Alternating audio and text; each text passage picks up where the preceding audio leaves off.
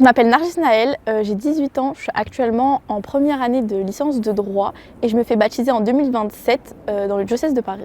J'ai fait mon collège et mon lycée dans une école catholique qui était privée. Ce qui s'est passé, c'est que quand je suis arrivée en seconde, je me suis sentie vraiment triste. Je ressentais un manque en moi. Donc ce qui s'est passé, c'est qu'en seconde, j'ai essayé de me rapprocher de la religion. Donc je me suis rapprochée de l'islam, étant donné que je viens d'une famille qui est algérienne musulmane. En approfondissant, en lisant les textes, etc., j'ai trouvé que ça ne me convenait pas forcément. Donc ce qui s'est passé, c'est que je me suis tournée vers la deuxième religion que je connaissais le mieux, qui était le christianisme. Donc j'avais mon meilleur ami qui était évangélique et une autre amie à moi qui était catholique. Donc au début, je suis partie chez les évangéliques. J'ai découvert les cultes, etc.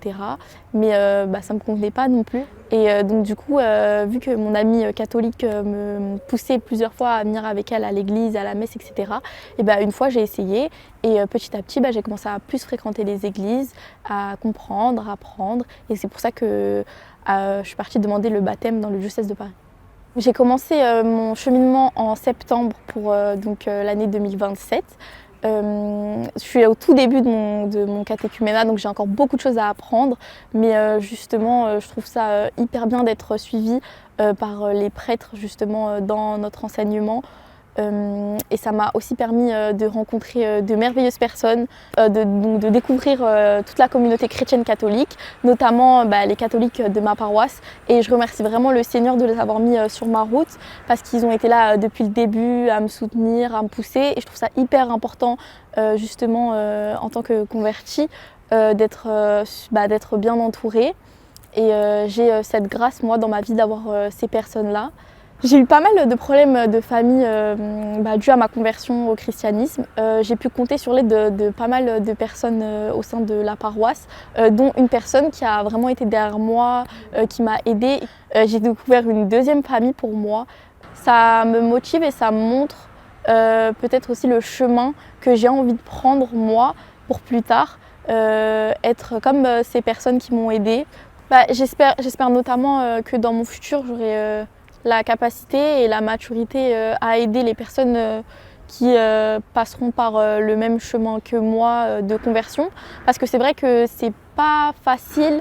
On a beaucoup en tout cas moi, j'ai beaucoup de luttes identitaires dans le sens où on grandit dans un certain monde. Et en fait, quand on se convertit, il y a toute une déconstruction de notre identité qui se fait.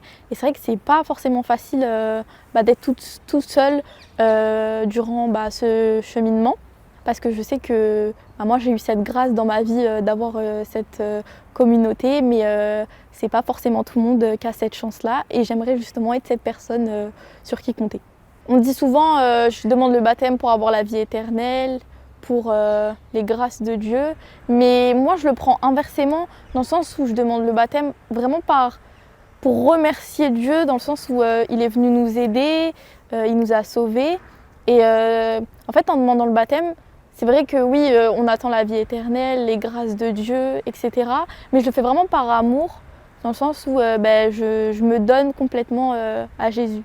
Le Christ, pour moi, c'est comme un père à qui je vais me plaindre souvent, mais qui au final m'a jamais lâchée, qui est toujours là, même quand je le vois pas forcément, et même dans les moments les plus difficiles, il garde toujours un œil sur moi. Et voilà, c'est mon confident. Il y a plusieurs choses que je comprends pas forcément sur le moment, mais au fil du temps qui passe, je comprends les plans qu'il avait dessinés pour moi.